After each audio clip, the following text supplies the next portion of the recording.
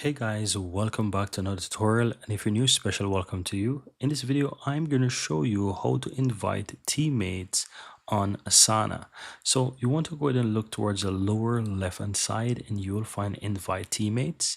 You can click on that and then you want to go ahead and enter the name of the teammate that you want. So that could be whatever. So let's say it is Drew Tech, for example, or let me go ahead and just type that in correctly at Gmail. So let's say that's the email address. And all I have to do is just click it to ensure that the email is added correctly. Then you want to ensure that you have the correct project selected.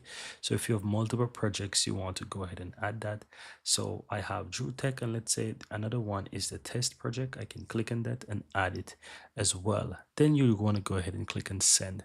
Now, once you send that invite, the person will receive an email. If they have a Asana account, they'll be able to accept that invitation and become a part of those projects in Asana. Otherwise, they will have to create an account and then proceed with accepting, the access to those projects. But it's a pretty straightforward process, guys, and that's pretty much it.